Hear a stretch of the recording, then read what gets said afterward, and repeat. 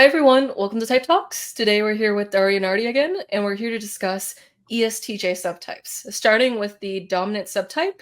So the dominant subtype is the most confident and in charge version of the ESTJ, and they lead with the hormone testosterone. And so with the dominant subtype, you'll see most of the wiring near the front of the brain. And Dario calls this the fortifying commander. So Yeah, absolutely. Thank you for having me back and for all of those tuning in.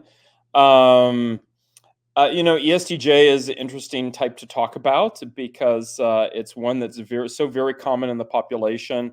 It's the opposite of Isabel Myers type.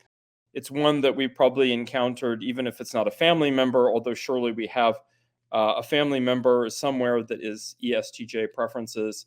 Um, but it's one that has a lot of stereotypes with it and is usually not people's favorite type, which is sort of a shame. But I think it's part of that larger pattern that whenever a type is extremely common in the population, we just can't help but encounter it, and then we tend to remember the negative examples and miss out on the positive ones. Um, as for like the different flavors of ESTJ, let me talk a little bit about just like mentioning the data set. So we had about 20 reports, which is not that many. ESTJ was very, in fact, I think that's one of the smallest numbers because they were very difficult to get into the lab. It's not a type that's drawn to wondering, gee, how is my brain organized? And I'm sure they're going to have some really funny quip to go along with that because ESTJ does have a somewhat snide occasionally, but also charming sense of humor. They can do that, um, and so it's a little bit. I wish we had a little bit more people, and I say that also because I found that in terms of the bias in the normal population, from what we know from Myers-Briggs, there's about twice as many males as females that identify as ESTJ, but in my database, it's reversed. So I had a lot more female ESTJs. Um, and then I guess what did fit, though, was that there was much more ESTJs with this holistic style who were dominant, or what do you call like a front bias in their brain. There was quite a number of those, probably more than any other subtype. So this dominant one is one that we're going to encounter a lot, and maybe not always for the best developmentally because of the four. And this came up as a good question recently from a colleague, developmentally, because I've noticed some variations, like people who are harmonizing tend to be, especially I think if they're the sort of surprise types, like harmonizing INTP or something, they're like, or harmonizing ESTJ, as we'll talk about in a few minutes. They're like, oh, is that like some like mature, more advanced version of ESTJ just because they happen to appear more often at midlife or afterward in terms of age category? I don't know about that. I see them all as equal adaptations, and each one of them can be difficult or lovely in its own way. So yeah, the fortifying commander, more driven and confident than other ESTJs. So you're like, wow, this is like double ESTJ. Um, and I think it's very easy to think of what comes to mind. In this case here, it's not the normalizing version, which is maybe the departmental manager or something like that. Although on their rise to power, these ESTJs will probably be a departmental manager at some point. But then they might also just run for Congress directly, or whatever it is, wherever they see a need and they have this confidence. So they work hard. I think that they really gravitate towards roles of responsibility, especially where there's authority and power involved. So that's why I mentioned the example of a politician, because power is how you implement your authority. Authority on paper doesn't necessarily mean something. And then hopefully they're learning how to do that, use that power in a responsible way. The one that comes to mind that stands out most was actually like a military, um, well, I want to say Army commander, but I know that's not quite right. I think he's actually a general, so our Army general. And there was, I mean, what an amazing speaker and inspirational. Like the ESTJ elements certainly showed through. I mean, even beyond what the military would give, would shade that kind of speech. And there's this element of like a polish, of poise, um, and the capacity to sort of stay anchored or go back all the time to what is important and what is relevant, um, in order to sort of stay on track and keep things under control and implement whatever it is that their role requires of them. Like all of the folks with dominant subtype, they have this bias in the front of the brain. So there's this a quick executive action, even quicker than other ESTJs. So what's the idea? And like, let's put it into action. Sure, let's talk and like gets input from each person. You. Okay, great. Now this is what we're gonna do. People are like, well, you didn't even pause to digest all of that. I mean, they did digest it. They just digested it really quickly. Um, and then the sort of interesting thing is they are aware of group dynamics. That doesn't mean they care about the feelings of the people in the group, but they will take those things into account. Like, how is this person's going to behavior change? Their behavior will change based on their position in the group or what is going on with them. And I think ultimately, with all of the people with the front bias, especially when they have this managerial experience, there's this like, there are firm values and there's all the shifting challenges of the situation. And how do we deal with these? Like, balance them out, which is different than the normalizing version of ESTJ, which is like, here are the standard operating procedures, like, we're going to follow these. And regardless of what the situation is maybe popping up. In terms of the database here, like, who did we get? People in leadership positions, of course, like managerial and executive positions, business owners, independent consultants, public speakers. So these are all areas where they really sort of shine, that they can just walk into a room, a full room, and really deliver, like speak to everybody in the room and be that, as I watch the general speak, like really be able to, like, everybody had rapt attention, not just because they're supposed to, but because he was really speaking in a way that spoke to the practicalities, but also the ideals of the situation. So I think sometimes, we need to remind ourselves that in actual individuals are not one-sided, that there's this type stack, function stack, and that in every ESTJ is an inner INFP. And so this inner INFP is going to come out as this inspirational, like, why is this important? Being able to tell like some jokes and stories along the way in order to get people to laugh. And then the other sort of neat thing is that separates them, especially from the normalizing ESTJ, which is the second most common version, is that they're not really analysts or technicians. Like, that's going to be part of their background usually. Yeah, when they were in college, they majored in whatever, economics or business administration or biology or whatever it was. Accounting, medicine, statistics, like I see these examples. But they really aren't analysts, and they actually don't have patience for bureaucracy. They understand why it's there. They themselves may have even implemented it, but they don't have patience for it. And so this is a little bit different than, I think the stereotype of ESTJ is the normalizing version, even though this version is a little bit more common. Of course, there are only so many leadership slots in life and in organizations.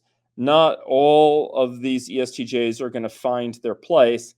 And then you end up with like, like the little, in terms of like poor development, then, or like poor fit with environment, then this is like the little tyrant in a way that is, uses the system to their benefit, puts on a good surface show, like sort of like Enneagram 3 in a sense of like knowing how to put all the things on the surface, or maybe Enneagram 8, like being sort of bossy and pushy.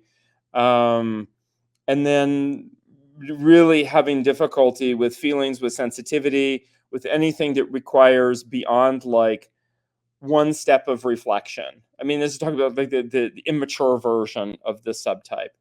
And then they'll just make a joke out of it. The psychologist or whatever is just an egghead. and that's the version we don't want, and maybe that people have encountered.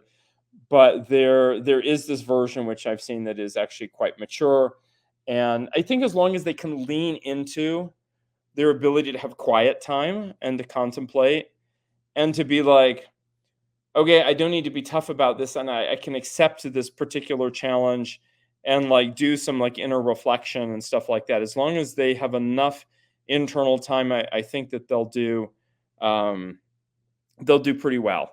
And that's, so it is ESTJ like, but it's not quite the normalizing ESTJ. It's not just standard operating procedures, because the world, when you're a leader, like things don't follow that way.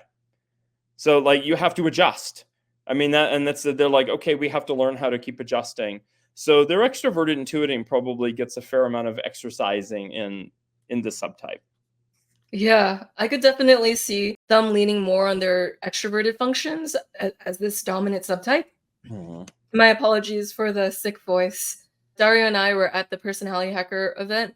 I caught a flu from there, so Yeah. but it was a lovely time, so it was worth it. And so you mentioned how the dominant ESTJ makes quicker decisions than the usual ESTJ, Mhm. where I'm like, wow, they already make pretty quick decisions as an EJ type, so even faster. I'm like, that's impressive. That that is ultra fast. Yeah, yeah, it really is like, and something that's also different too. It's like the normalizing version is going to want like paper input, and they'll get input in terms of like a team meeting, and then they'll make a decision. Whereas this type is like, okay, I want input from you, you, and you, and like boom. And when they do, I mean, assuming that they're like the mature version of this type, you're like, wow, that really cut to the heart of the issue about like what we need to do, like really quickly. I can't explain it. It's not my version. I just know is like extroverted thinking, but like, and plus introverted intuiting, when it's in the service of thinking, extroverted thinking is going to be really like, it has this purpose that it's serving of like checking all these different variables and angles and options and possibilities, but to arrive at an efficient plan. And doing this really the quickness of an ENFP in a witty conversation, but applied to logistics and decision making. That's well put. Yeah, the mini ENFP that's in every ESTJ as well, too. Hmm. Yeah. And so you're really tapping into the quadras and the intelligence. All right, Yes. cool. And so that brings us to the creative ESTJ. Hmm. Dario calls this the inventive coordinator. And with this type, they tend to have a starburst pattern showing up in their brain wiring, and they lead with the hormone dopamine. Hmm. Yeah, this is a version that I know a lot more closely because my grandmother had ESTJ preferences, and although I never got to do brain imaging on her because she passed away before I did this, I mean, I knew her well into my 30s, and spent summers with them and so on. And as the data came out, and looking at this for subtypes, I'm like, wow, she was definitely creative version of ESTJ. Um, One thing I want to say is, yeah, they show that starburst pattern, but it's more moderate than, say, an ENFP starburst pattern. And that these folks still have pretty good executive function. So they're not one of those creative types that's like all over the place and, can't make a living from this month to the next and whatever. I mean, they may have a somewhat, for them, chaotic lifestyle, but this is chaotic for like an SJ, which means that they go from several stable jobs, over the course of maybe a year, to like settling on one stable job for a couple years and then another one that does something different. But they're still, making a living and all of that. Like they still have some head on their shoulders with it for life's like mundane demands. Um, I think that one thing that we can see here also is the quickness is less about decision making and more about interactivity. So in a conversation, for example, this type can be like so like witty or surprising with some twist of idea out of the box, or even ESTJs, just in fact the ESJs in general can do this, but have this capacity to do like a setup in a conversation. So they like mention one thing and you're like, oh yeah, da, da, da. And then they ask you like an innocuous sounding question or something and sort of lead you into the conversation. And then they completely turn it around to make some like really like either obnoxious remark or insightful remark or something like that. and they're thinking about this, and this is, you know, part of how their brain works. So and it can come off as, I mean, my grandmother was hardly known as a sensitive person. But what she was known for, even though she was ESTJ, was as a rebel, and that she was a counter-revolutionary. So she identified the people in the 60s, for example, who were revolutionaries in a way, and rebels, and then was the counter-rebel and the counter-revolutionary. And to give, you know, like a little story. So in the early 70s, when I was like a toddler, and she was, you know, the family was going to lunch after church, and this was in Los Angeles, and she noticed that on the sidewalk there were pornographic magazines. And she was very upset to see this, especially because little Dario, who's like 2 or 3 years old, is like looking at the magazines. And it's not like how it is now. Like there was no like jacket on top of it or whatever it was to hide it. And so she goes into the restaurant and complains, and they're like, the sidewalk is public property, like we can't do anything about it. We don't like it either.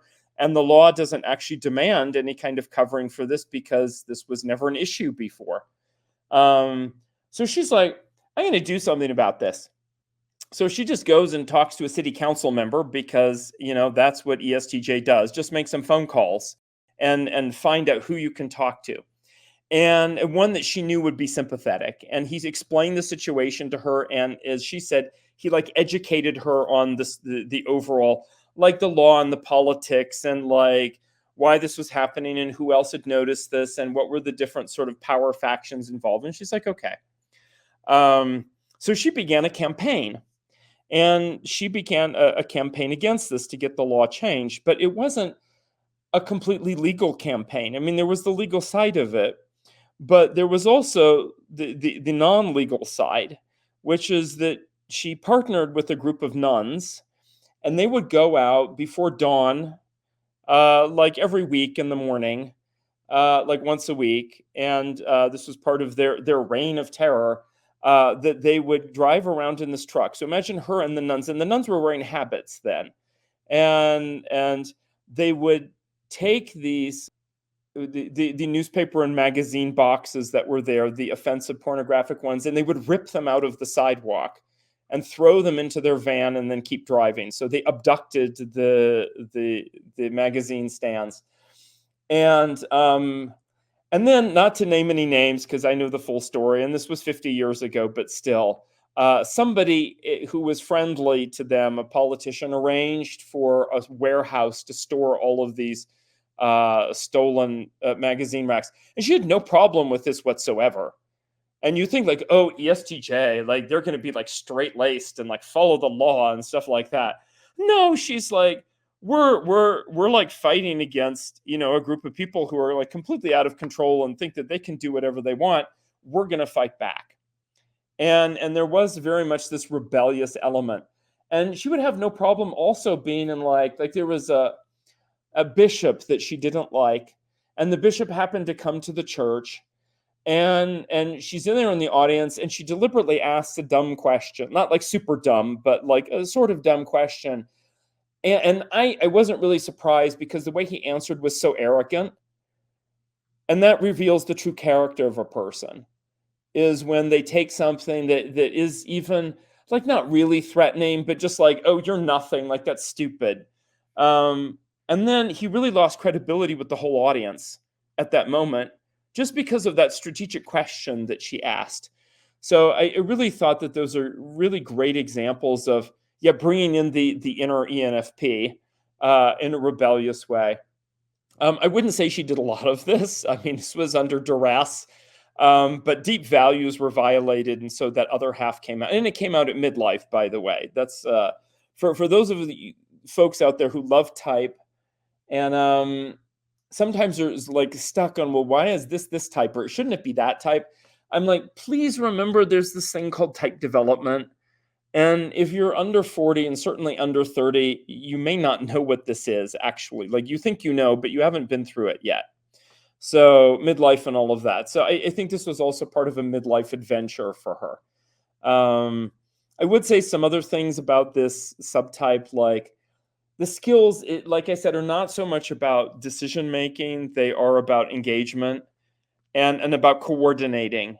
So in terms of conversation, having a debate, like just sort of like exploring ideas with people, going to a museum, like art appreciation, people watching, um, a cultural exchange, like they're open to all these different things. They're going to go home and like stay with their own culture, but they also appreciate in a way that maybe other ESTJs, especially normalizing, be like, I'm going to stay home. Like, there's no reason to. But this ESTJ is like, no, no, no. Like, let's go on this adventure, and do this. And I know one ESTJ, and he would go to Burning Man for a number of years in a row. And in fact, I drove up with him once, and we helped assemble a camp together, and all of that. And I asked him like why he comes to Burning Man because I recognized that he was an ESTJ, and I'm like wondering what does he get out of it. And he's like, coming to Burning Man reminds me to be humble.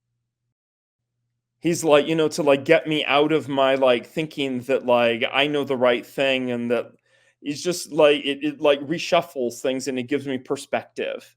And he said like I know I need this because otherwise like it wouldn't be on my radar at all. And by the way, he was really, really great at Burning Man about making sure that all the cats were wrangled all the time. Nobody was left stranded. All the logistical things were taken care of. It was really quite nice to see somebody that was like so trustworthy in a way, while still being able to have fun.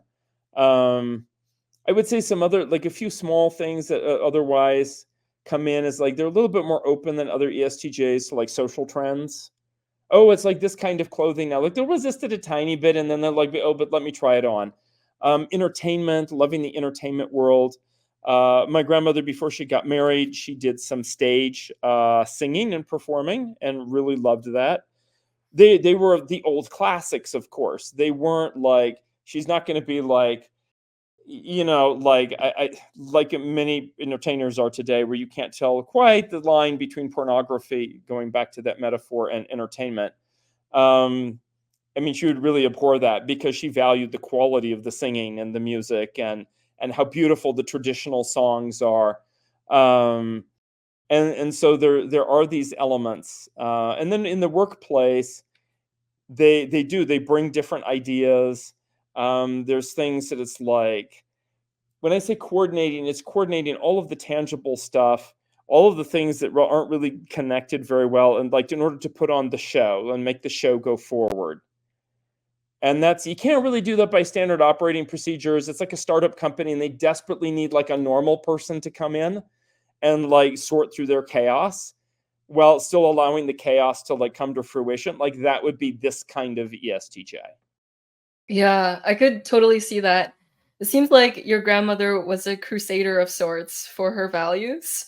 I could imagine this version of ESTJ feeling like they might be an ENFP or ENTP in Mhm, some circumstances. It's like, oh, I have a fun side to me. Oh, I am able to say these quirky little jokes every now and then. I know how to banter. mhm. And so there's that.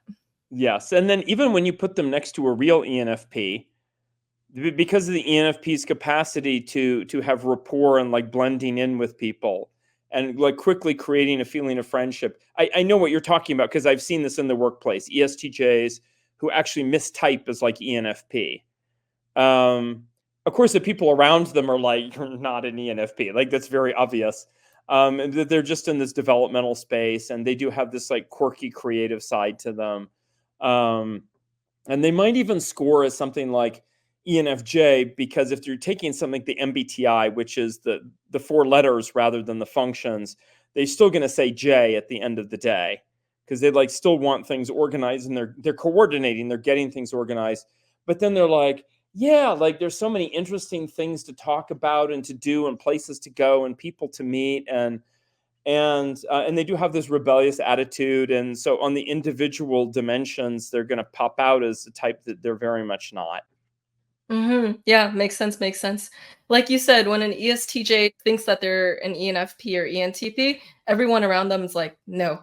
It just doesn't fit them on the surface. It looks nothing like it. Yeah, yeah. But their inner child, like, they feel the inner spirit so strongly, so Yeah, yeah, and thank you for mentioning ENTP again, because that is actually what I've seen. It wasn't that these, in fact, two different individuals in an organization, ESTJ, seemed clearly to me scored.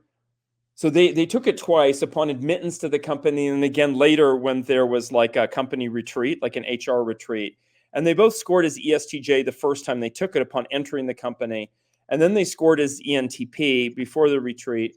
And it so happened that the CEO of the company was ENTP.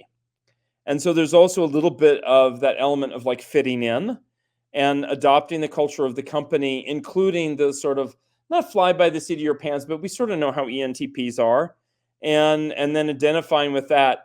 And then of course, people are like, no, not really. And the ENTP can do extroverted intuiting in a way that they just can't. So it's, Mhm. but yeah, it can be a very entertaining type. Because of its rebelliousness in a way, it can make waves. I mean, they really can be the counter-revolutionary that confounds the revolutionaries.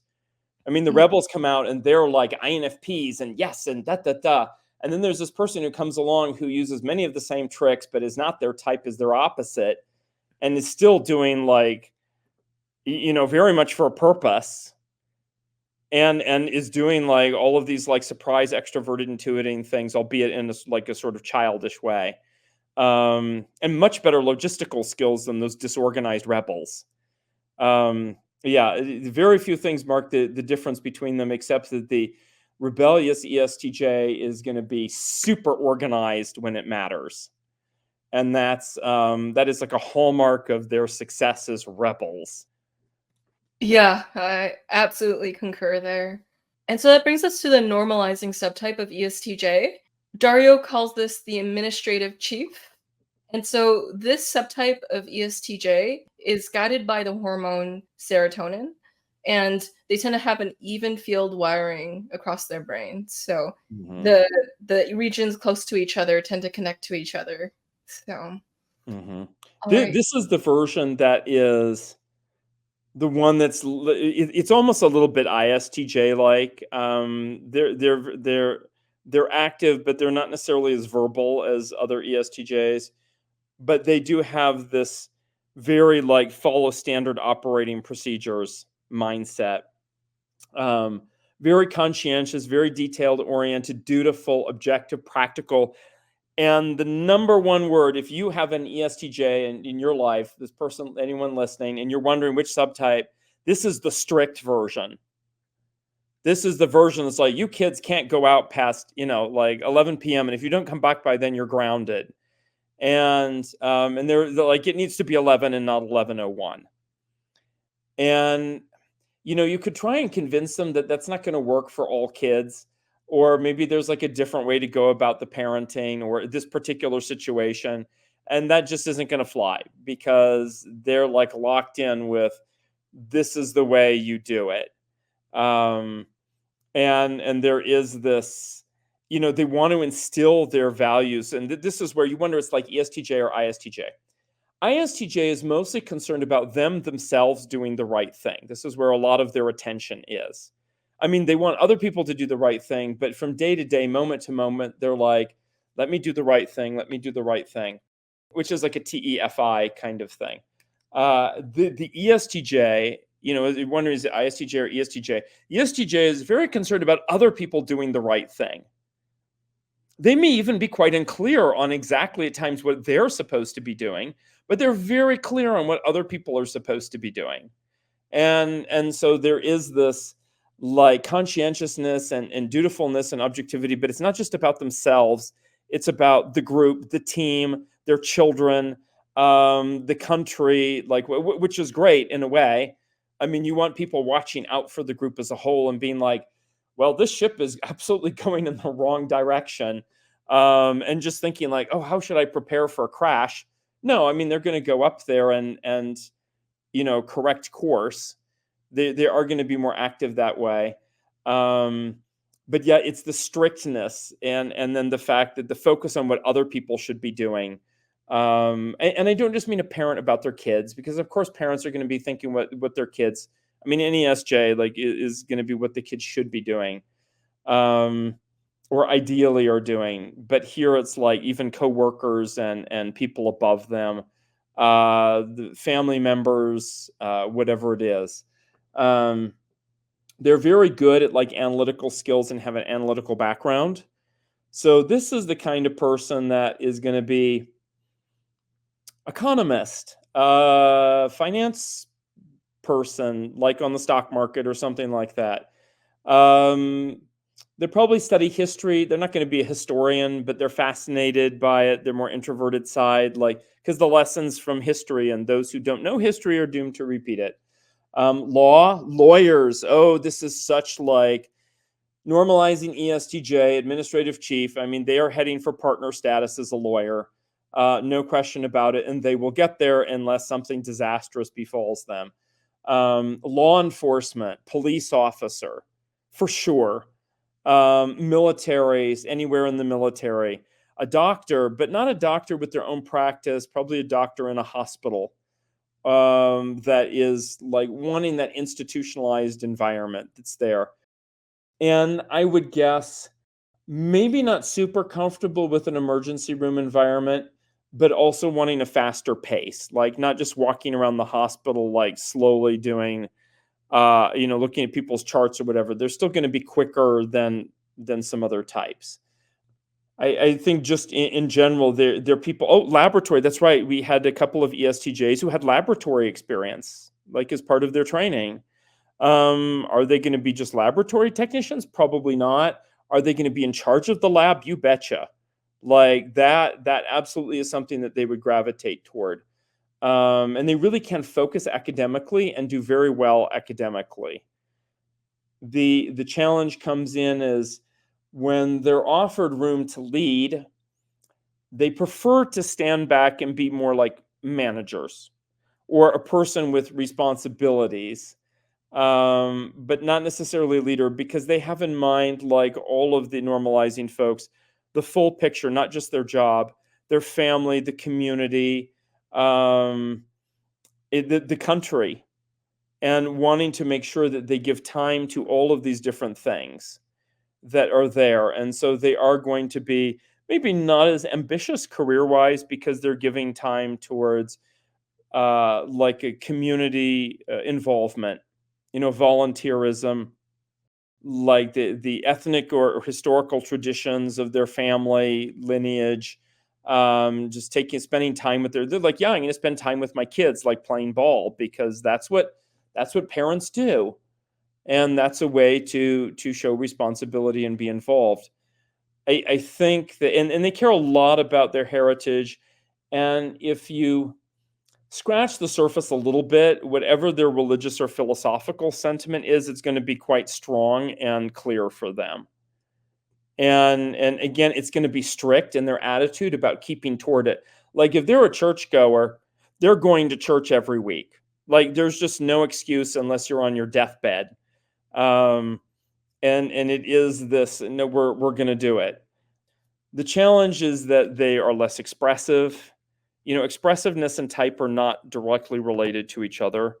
I mean, expressiveness does go along with extroversion, but not all extroverts are expressive. And this is both true in the general psychology and in type, and the MBTI step 2. That's another thing you wonder, like, what kind of ESTJ are they? With the creative ESTJ, you always know what their mood is, or like what's going on with them. The dominant ESTJ keeps it together.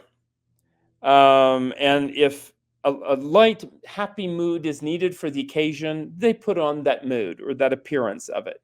Normalizing ESTJ is like there, you talk to them and you're presenting some idea, and they're going to give you like this mask that absolutely betrays nothing of what they think of your idea until some words come out of their mouth, which can be a little bit unnerving at times, as well as the sort of, as I said, the strictness and the officiousness in a way. And so this is not a favorite subtype among the rest of the population.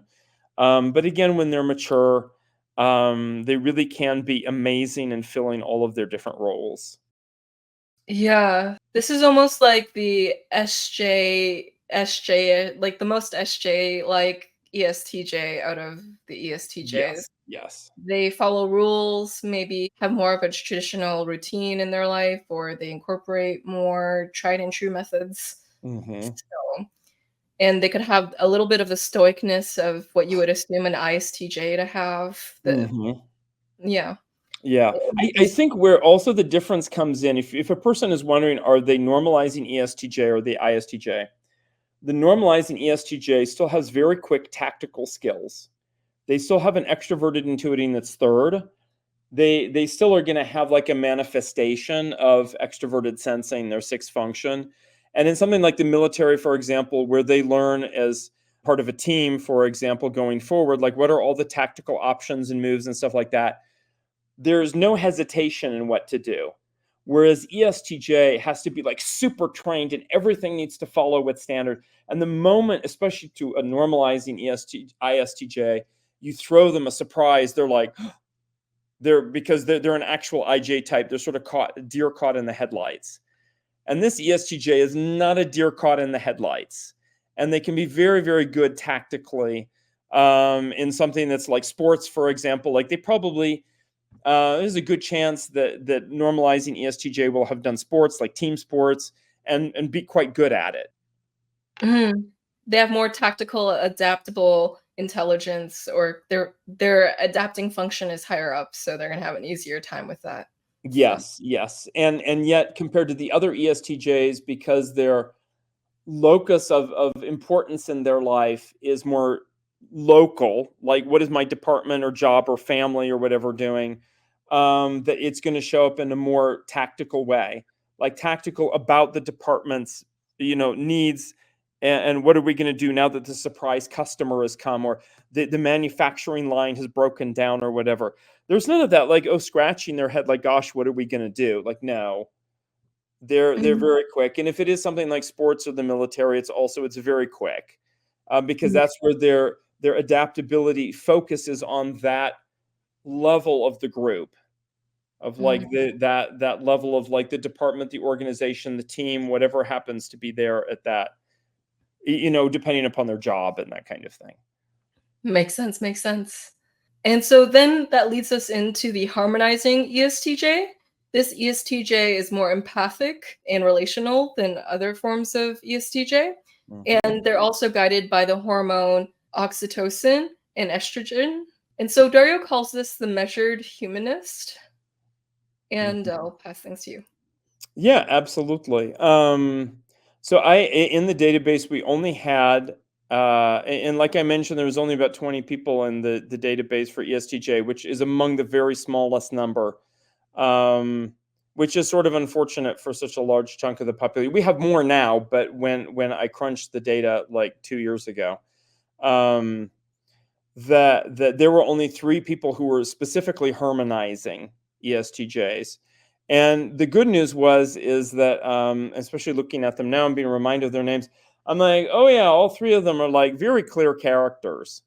Like I remember them well, and sort of like how they operate, and like what was their feel about them, and it was so interesting. And one of them came into the lab, and this was a while ago. And he was in his 20s, which you wouldn't normally expect for ESTJ to be harmonizing in his 20s. And although I think he was originally American by birth and citizenship, he was born and spent a good number of years of his life in Africa. And then that took him to an interest in like film and media production, and just like the multicultural experience of life. So this is another way, like his inner NFP was coming out after being spurred to go into things like documentaries and film production and stuff like that, but still like ESTJ. And because he had spent times in both childhood and young adulthood, because it's all he had, mid 20s, in both American and wherever he was in Africa, that was like big cultural contrast. This is such a wake up call to all SJs, but especially I think ESFJ and ESTJ, because their third function, extroverted intuiting, is like, oh yeah, there's like, they can sort of deal with these like cultural differences and like adapting to the moment and like noticing patterns and people watching, and really appreciating that this idea of like one right way to do things or standard operating procedures or whatever is like very cultural specific. And I mean, this is what happens when you're raised cross culturally. And this was a type that, even though harmonizing, one of the ways it can show up is career wise is yeah, like a one-on-one, more personable kind of career, like a psychologist or acupuncturist or something. But it can also show up in this like multicultural background, and that's either multidisciplinary or multicultural, and that's just a really is really sort of neat thing to see that the way we're raised really does matter, and I think most ESTJs listening will agree to that. Like the way we're raised really has a huge impact. I'm more convinced than ever. I mean, this was very much my grandmother's perspective. I think a lot of SJs feel this way. When they say things like, "Oh, mind who your friends are or your children's friends because they will have a big influence." You know what? The SJs are right. Like they really are. And the teenager who's like, no, like that. I'm like, yeah, and when you're gonna look back in 20 years, I guarantee it, and realize that you're like ESTJ or whatever parent was correct. That this has a big influence. And it shows up in the brain here, and this is sort of an example on how it goes. But yeah, in general, they and I know these are such strange words to use with ESTJ, like empathic and reflective, um, but they are. They're the measured humanist, that introverted feeling that is so idealized. It's like a 3-year-old is like, I want to do something for humanity. I want to be a human being in the best way, and it isn't driven by emotion. The empathy, even when I say more empathic, it's really like the thinking function and intuiting or taking perspectives on what's going on with other people, and having like understanding. Oh, well, it's because they were raised this way, or they're coming from this background or experience. This is why they think this. Whereas other ESTJs are like, well, the person is thinking that because they're an idiot, or they're a liar or corrupt or whatever it is, and they're just saying this. Which, by the way, those ESTJs not necessarily wrong.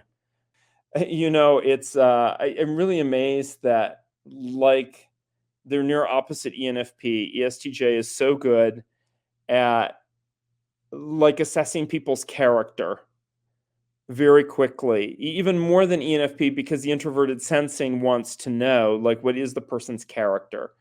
And so that's when we talk about like empathic or reflective, is like, what is my character? How does this choice reflect on my character? Empathy means understanding other people's character in context. And then in terms of the brain wiring, it is this unusual pattern of not just one, but two or three, maybe, of these diamond-shaped networks that run across the brain, left and right, front and back. So they have this mix of soft and hard skills. And they still, by the way, have executive skills. Like, let's just be clear about this, that some others, like harmonizing INFP, good luck with executive skills. But harmonizing ESTJ, like, yeah, we still got this. I can still organize my day, and everything is in its box, and so on. For the practical stuff.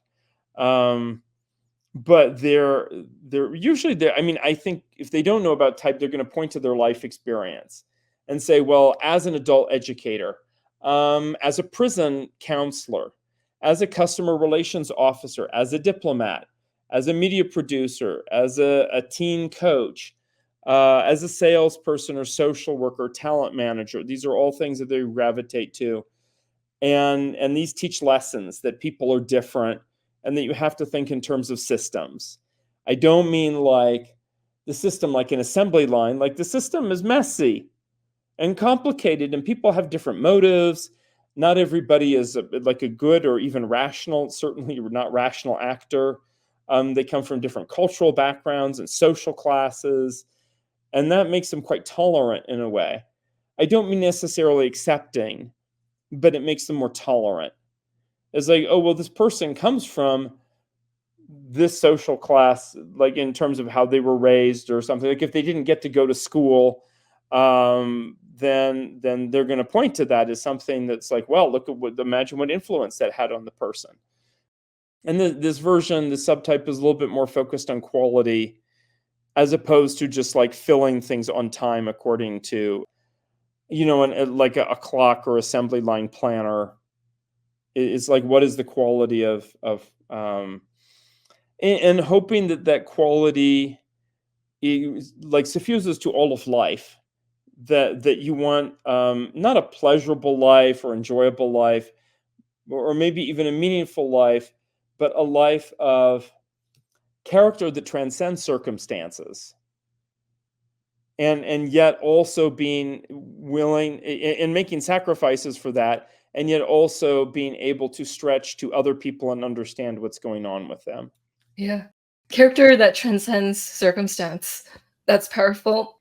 And it does really go to the FISI of the ESTJ too. Like Mhm. noticing that people from different upbringings, different experiences can have different ways that shapes them, and having empathy or sympathy for that. Mhm. So, Yeah, absolutely. And in fact, the ESTJ would probably correct me and say, by definition, good character transcends circumstances. Bad character just like goes wherever the circumstances take them. Um, and yeah, then that's where the FI and SI like team up together, and really like help anchor the person. And yet at the same time being able to stretch and take other points of view, and because their role is helping other people or relating to other people. I could totally see that. And so they don't see it as a waste of time to empathize or to feel for other people in Oh a yeah, way. yeah, Yeah. absolutely. Whereas you might have a dominant ESTJ being like, "Man, that's an excuse. That emotion is totally an excuse to get this Yes, not yeah, get that thing done." yeah. This ESTJ harmonizing might know, when they look at the situation, they're like, the person is making an excuse by saying that. But I'm not just going to bark at them and like reflect that back. Like there's a way to gently help them see that there's a better way of responding to what happened, a failure or whatever it is. And this Mhm, this is also the subtype that can accept things like failure is a better teacher than an easy win. mhm. Whereas there are SJs, and especially STJs, who are like, well, if you're trained properly and you follow all of the steps or the rules or whatever, then you'll succeed. And if you don't succeed, it's because you didn't follow them properly. I'm not saying that's wrong, but I think it's considering the vagaries of life, um, that it's a little bit better. Like it's a little bit more useful to say that like failure is a great teacher, and like let's figure out how to learn from it. Makes sense, makes sense.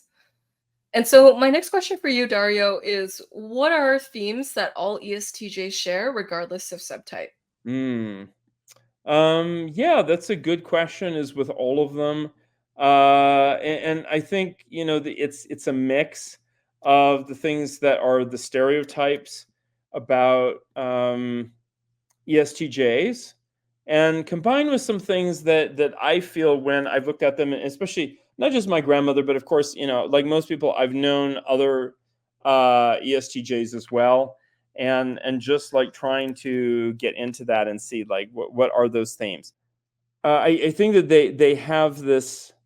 Well, no, let's step back a little bit and just say, broadly speaking, brings order to chaotic situations. I think that that's like a nice broad theme. They come in there, or they're observing that the chaos is happening. And chaos doesn't mean like we don't know what people are doing or something. It just means like um, things are like a little out of hand, or maybe a bit out of hand. That the party got a little too wild. The people are doing things which are self-destructive and harmful to the rest of the group, going back to the ESTJ's focus on what other people are doing. And so wanting to bring order in that, to like calm it down a little bit, and bring some uh, they are mindful of like what actually works, and just trying to bring some order and some not that like wild extremism, random kind of stuff. It's like I think the party is a great example. Their birthday parties, then their birthday parties at strip clubs, and then their birthday parties that just get like way out of hand. And the first one is very easy to accept. The second one depends on the ESTJ. The third one, all of them are like no. If the police became involved, that was definitely out of hand. Um, they have this industrious hard work attitude. Sometimes with less mature ESTJs, it shows up as they want you to be industrious and hardworking. As for them, they're going to be redecorating their new office as part of their promotion. And so I think it is mindful that when we say this stuff, just SJs in general, because they're focused on the group often, not just themselves. But ESTJ, yeah, they have hard work. Hopefully that's focused on themselves as well as on other people. I think that there's where the intuiting comes in, plus the speed of extroverted thinking, and really wanting their database, their SI database to complete. Like, how can I really quickly educate myself on this topic? Like, not spend years. They're not INTP.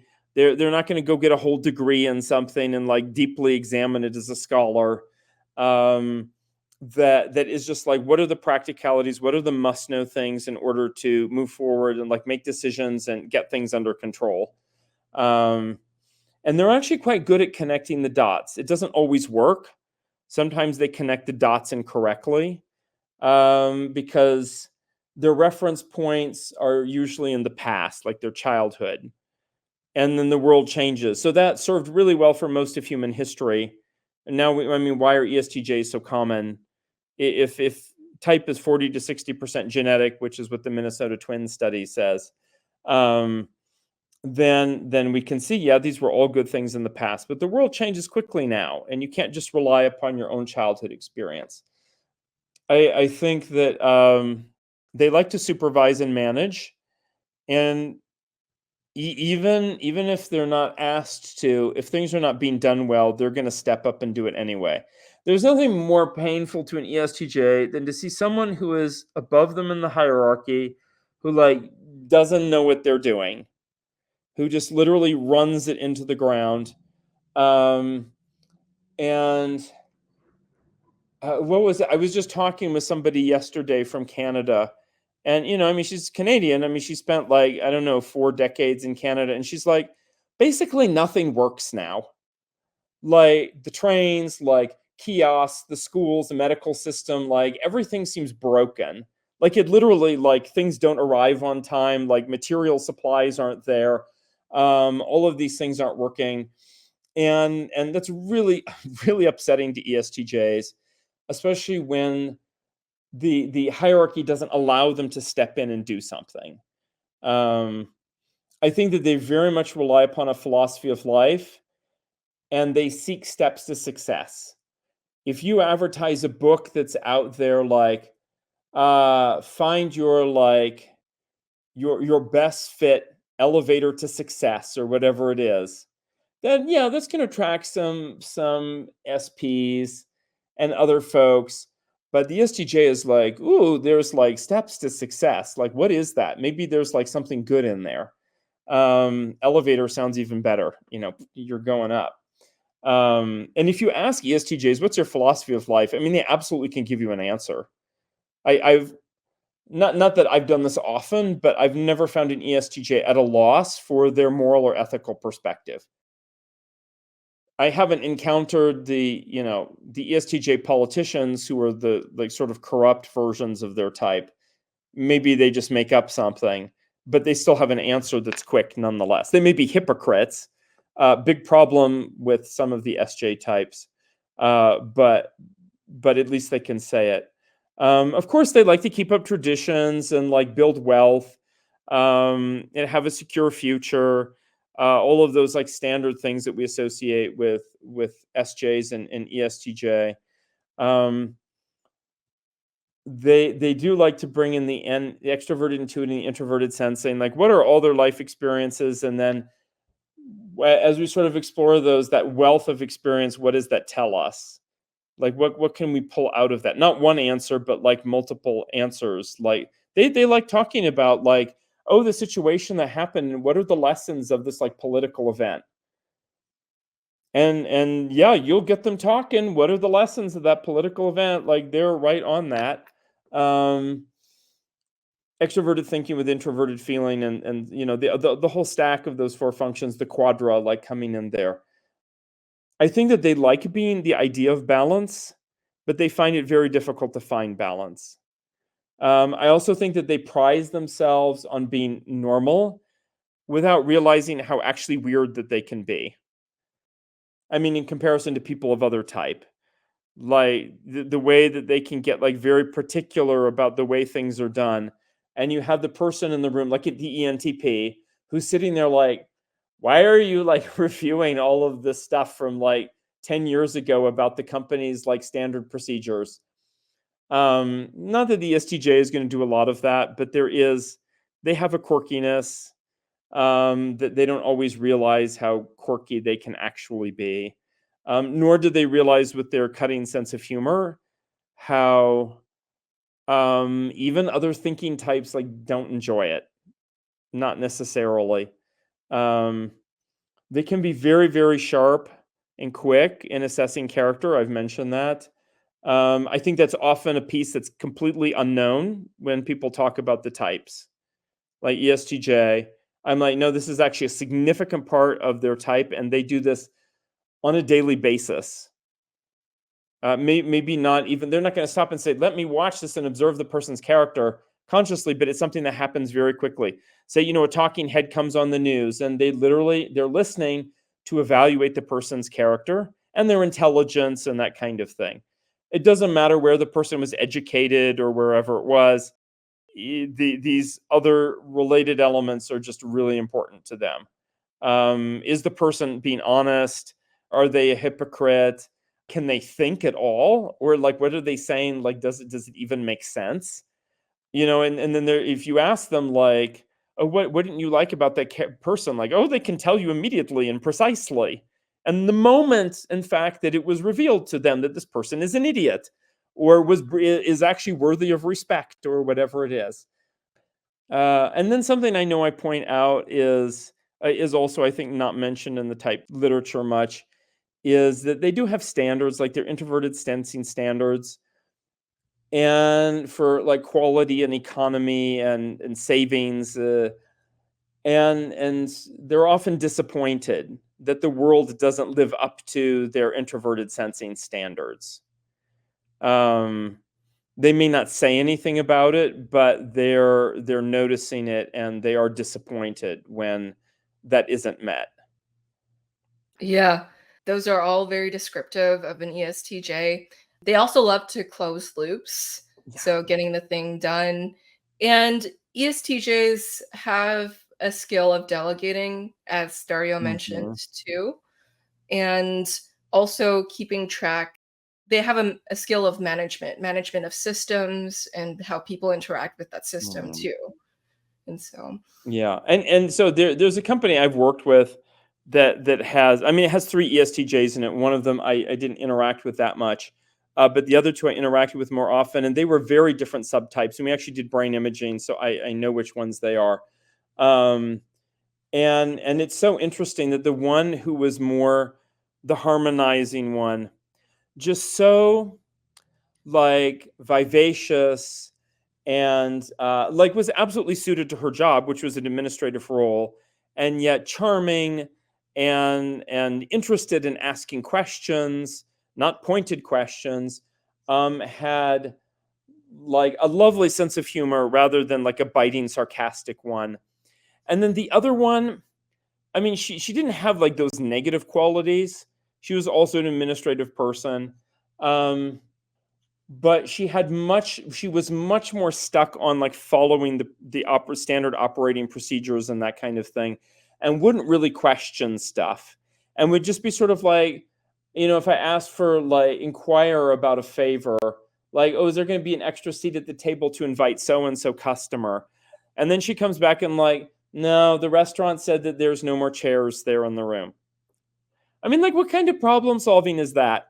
So I would present to ESTJs and really any other type, but I think particularly ESTJ, that instead of these psychological versions, or in addition to it, that there is the kind of ESTJ that is about policies and procedures, and there's the kind of ESTJ that is actually about getting things done in a nice way.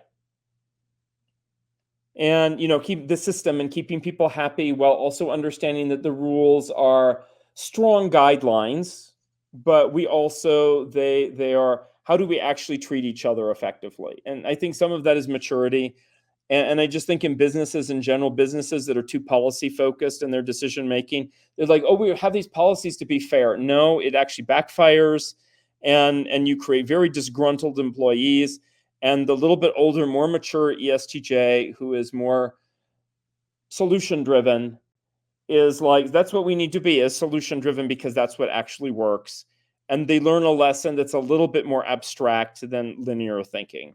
Mhm. And a part of that linear thinking too is a lot of ESTJs are really good at sequencing. So knowing how to order things to get the thing done and like structuring that timeline. Mm-hmm. Like what are the tasks and what are the roles that have to be assigned with these? Yeah, yeah. And both, all the subtypes, like, they're all still good at that. The question is like, how much, like, for what purpose do they use it, and how much value, like, how much are they actually sticking? Are they going to die on that hill, or how are they going to deal with it? So I encourage all of the people, I mean, all of us know some ESTJs, like, take the time really to figure out what subtypes they are, because that's going to say a lot about the person beyond the stereotypes. Mhm. Well said. And thank you, Dario, for coming out. If you enjoyed today's interview, feel free to check out Dario's book. It details going into the 64 subtypes. And so, thank you so much for coming out and sharing your wisdom on the ESTJ personality type. And I'll see everyone in the next video. Take care. Absolutely. Thank you.